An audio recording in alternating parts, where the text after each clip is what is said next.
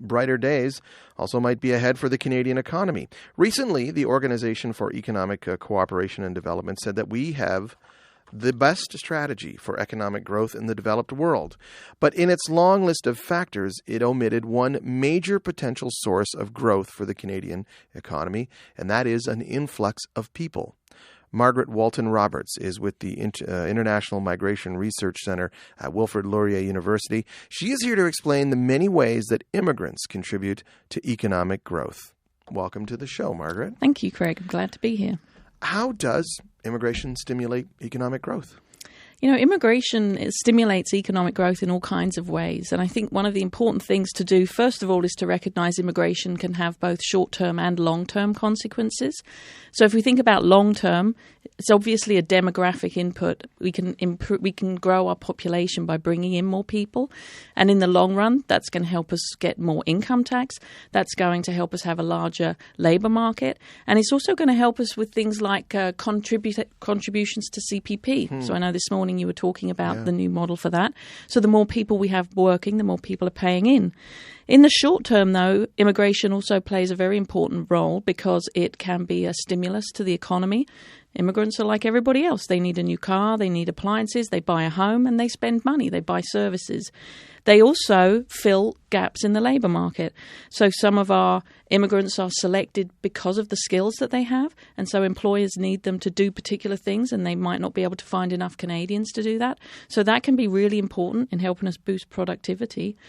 Immigrants are also great for helping us build international connections. We need to build more and more of an export market. We're operating in a global economy. So that's one important thing that they can do. And those are just some of the examples. Is there anything, or are there any things in our current immigration policy that limit the ways that immigrants can contribute to the economy? There are some very well-known limitations for immigrants as they try to get involved in the economy. The one that most people know about is the idea of the foreign doctor driving a taxi. Yeah. So that one is really about the problems with credential recognition. So we have a lot of immigrants who come to Canada and they are attracted here because of we encourage them to come because of the skills and the expertise they have. But when they arrive, it's the provinces that manage the credential recognition process. And so we have those professional credential groups, the schools, the College of Surgeons and Physicians, the College of Nurses of Ontario, etc.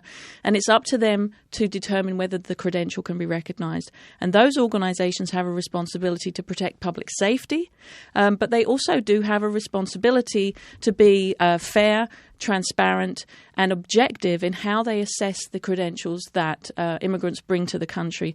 So that is often seen as the big problem. And the Conference Board of Canada did a study last year where they suggested that the lack of credential recognition meant that immigrants were earning $17 billion less than they should be.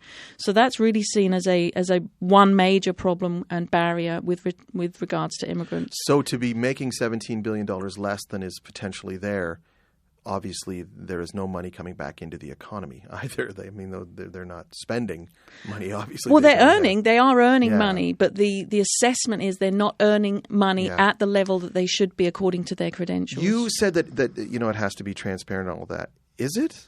We in Ontario have what's called the Fairness Commissioner, and Ontario is actually a leader in Canada and in the world with regards to this. So the Fairness Commissioner of Ontario, it's their job to monitor the professional regulators.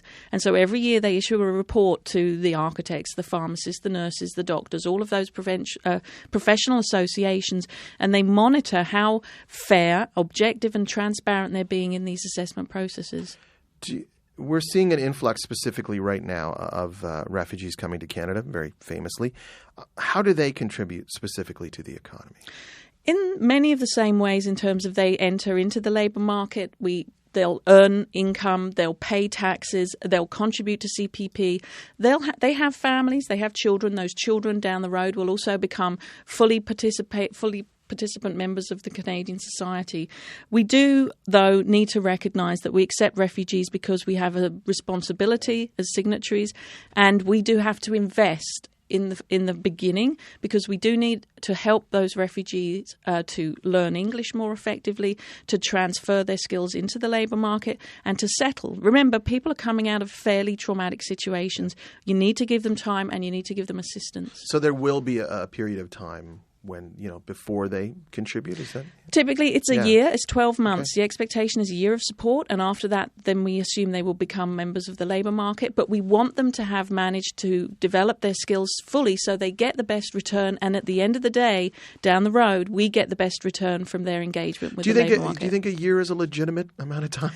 You're asking a lot, really, and but I think that's the reality. I mean, the big issue is going to be how the privately sponsored refugees compare to the government-assisted refugees, because research has shown that privately sponsored refugees do better because they have this huge group of social networks to help them. The infrastructure is there, the social infrastructure, for sure.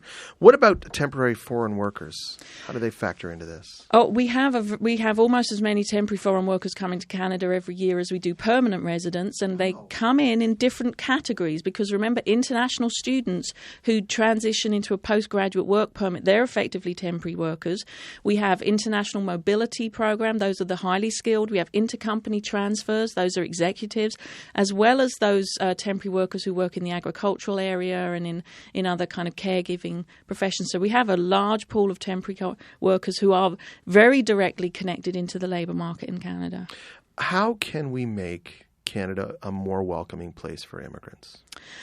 I think we have to pay very close attention to what happens in the labour market. We have to be aware of structural barriers and discrimination, and we need to make sure that we can grow our economy from the bottom up and not the top down. So that means that it matters what people at the very marginal, in those marginal groups, how they succeed and what they can earn. That's going to be really important to us. Great stuff. So interesting. Margaret, thanks for coming in and talking about this. Thank you. It was my pleasure.